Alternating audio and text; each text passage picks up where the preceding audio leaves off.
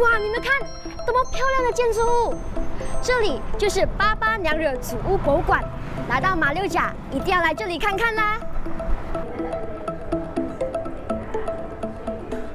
在敦城真路路上，有着一整排19世纪海峡华人的老屋子，现在已经变成了八八娘惹古迹博物馆。这里见证了八八娘惹在本土约400多年历史的宝库，也收藏了很多历史古董，是来马六甲游玩必到的景点之一哦。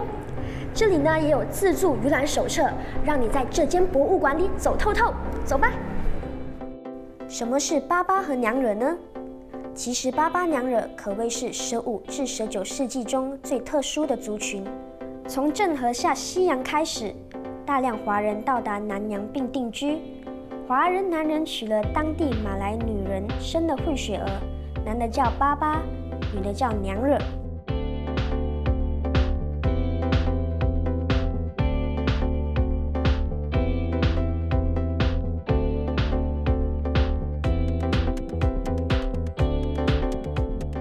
会客厅是用来接待尊贵的客人，而家族的男性也在此洽谈生意。这间会客室是侨生华人家庭的传统摆设，其中物品必须平衡，有组织，而家具也必须以2的倍数购置。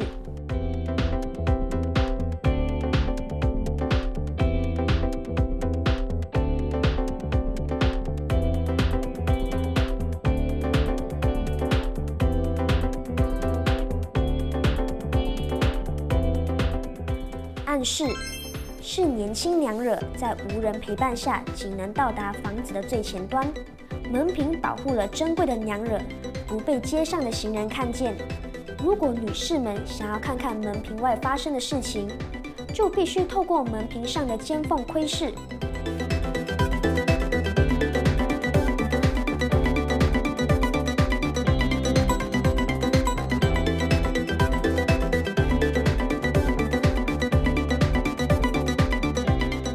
这间房子的另一个特色是镀金的楼梯，在建造屋内梯子时，并没有使用钉子，这是因为在中国人的传统观念里，唯一使用钉子的时候，就是钉上棺木的时候。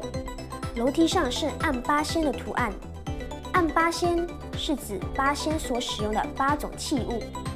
这楼梯展示了19世纪的保安特质，梯上的折叠式木板可以与梯国的小门合叠上锁，除了可以防止盗贼潜入楼上起居室，也可以阻止小孩在半夜时分下楼玩耍，甚至不让丈夫夜归。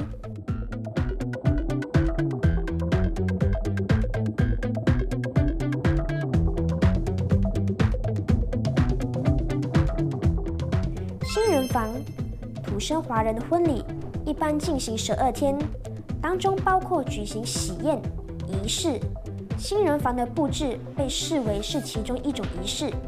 在婚礼进行前，需由家中年老妇人指导布置。村桌仪式是新郎、新娘第一次以夫妻的关系一起用餐。仪式进行时，两人会一起玩游戏。在桌子底下，新郎如果能够把脚放在新娘的腿上，那他将是一家之主。然而，新娘如果能够把她腿放在新郎的腿上，那她将主理家事。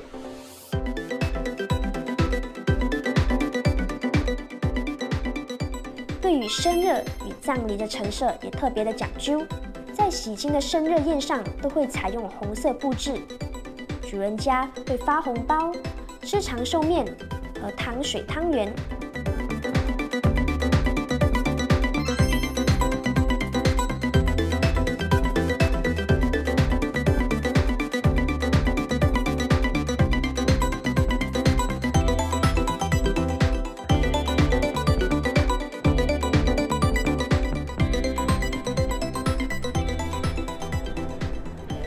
这里就是天井，以前这些老房子呢，他们都很长，可是旁边2侧都没有窗户，所以他们呢就靠这个天井来采光或者是通风。这里就是曾家拜祭祖先的地方。祠堂目前1年只进行7次的祭拜。虽然呢，有些家庭成员已经是变成了基督教徒，但是他们还是很尊重祖先留下来的习俗，也很珍惜一家人在一起团聚的时光哦。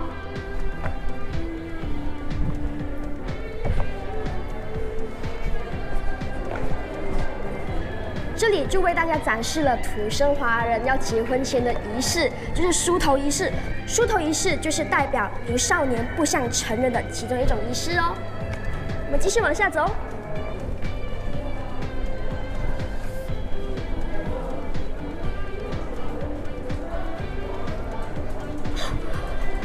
这个就是 top 班长，top 班长呢就是长桌子的意思。以前主人家呢拥有8个孩子，所以需要到那么长的桌子才能够装得下。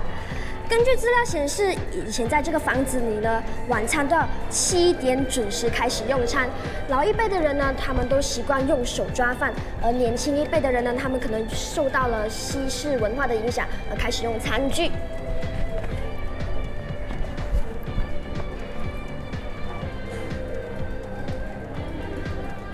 哦，原来这些蓝白瓷器是用来拜祭祖先、葬礼和丧礼的。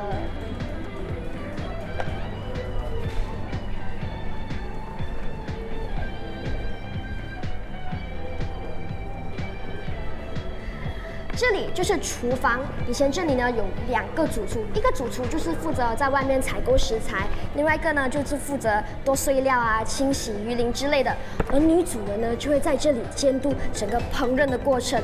所以说，俗话说得好，要管住男人的心，就必须要管住男人的嘴，所以厨房真的是女人发挥的好地方。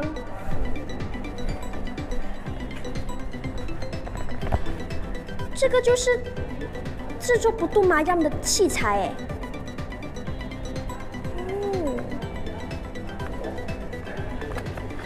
原来以前制作冰淇淋的机器是长这样的，还要转动，至少半个小时才可以开始。这个是以前的冰箱哦，可以放到冰的吗？不会融吗？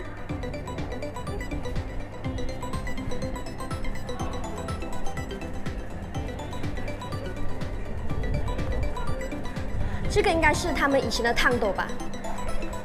哦，这个就是捣碎钵。根据资料显示，一个娴熟的娘惹必须知道如何正确的捣碎布拉酱，而有经验的家婆呢，将会从捣碎的声音节奏中看出那个娘惹适不适合嫁给自己的儿子。哇，就是说你一边捣碎，未来的家婆就在上面听，好大考验哦。马六甲的八八和娘惹博物馆是被公认为世界文化遗产之一。现有的博物馆于1861年时与曾家所拥有，并由3间排屋组成。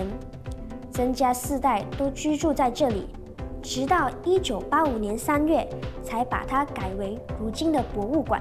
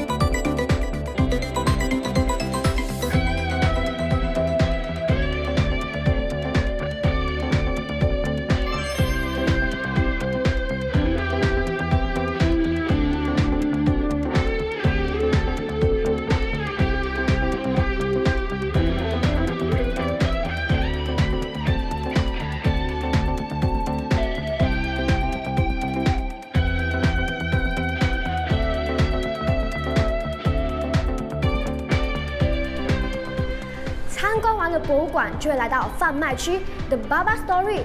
那 The Baba Story 有卖什么呢？有 Original 贵布兰达、马六甲土产多多，还有黄礼品。你看，哇，很多马六甲特产，不错不错。不错不错，参观完了博物馆，我可以假手冰一下。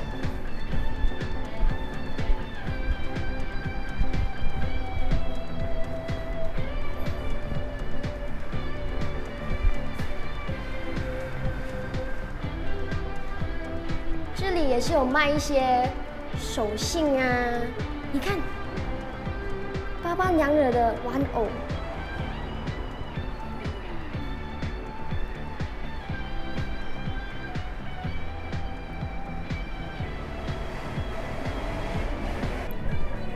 替大家收集全马旅游资料是我们的任务。订阅 Malaysia Go， 一站式掌握马来西亚的旅游资讯。